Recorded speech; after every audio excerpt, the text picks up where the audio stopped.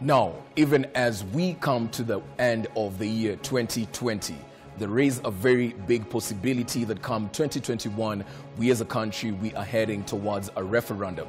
But we've also established two things, that right now the Yes campaign has already taken its stand, and it's being led by the head of state, that is President Uhuru Kenyatta, and his counterpart Raila Odinga.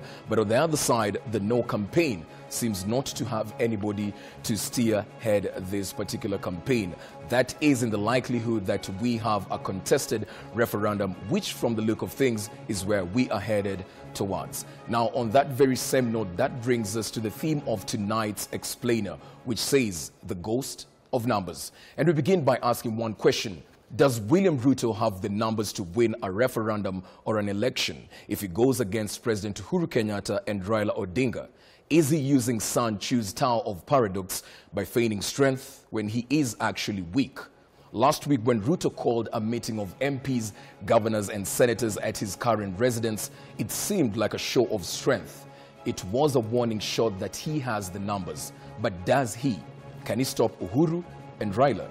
On this episode, we interrogate most probable results arising from a contest pitting Ruto against Uhuru and Raila. We will assume three hypothetical scenarios. The first scenario, that Raila's 44% of the total vote in 2013 and 2017 vote is still intact. His co-support vote coming from the Luo, Kamba and the Luya.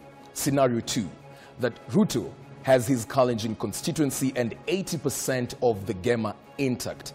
The remaining 20% of Gema is with Uhuru Kenyatta.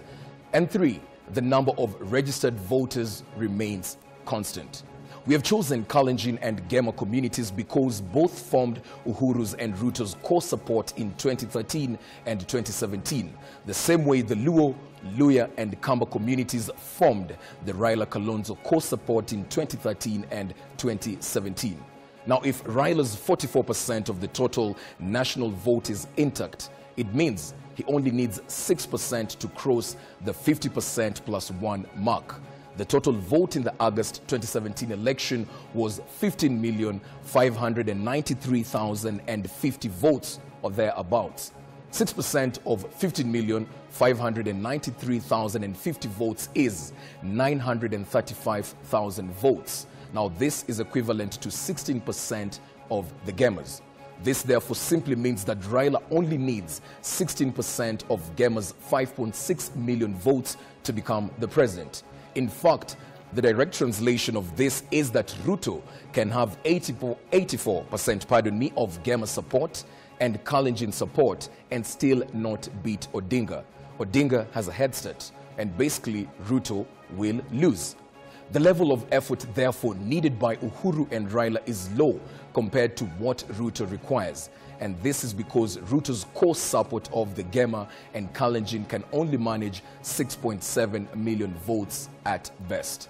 The 6.7 million votes comprise of Kalenjin votes, which are 2.3 million plus 4.4 million Gema votes, 80% of Gema's 5.6 million votes. So Raila's 44% is equivalent to 6.9 million Luya, Luo and Kamba votes. An extra 935,583 votes is the minimum number of votes required to push him past the 50% plus 1. And if 50% plus 1 is the threshold isn't required, a win for Raila and Uhuru at the plebiscite stage would be much easier. But allow us to pose this question as well. If Uhuru and Raila are capable of collecting 5.6 million signatures in just 1 week, would convincing 900,000 Kikuyus be so hard? Collecting 5.6 million signatures in 1 week translates to collecting 800,000 signatures in 1 day, 100,000 signatures every hour, and 1,666 signatures every single minute. If this epic feat was achievable in 1 week, who do you think was behind it? Raila's men in black or the system? Do you think collecting 5.6 million signatures would be possible without a well-oiled provincial administration? Former Soviet leader Nikita Khrushchev once said, "Those who cast votes don't decide nothing. Those who count the votes decide everything." What's our point here? Uhuru and Ruto have the system. The same system that Raila has accused in the past of rigging him out in previous elections is now on his side. Why wouldn't Ruto take Raila's rigging claims seriously? Food for thought right there.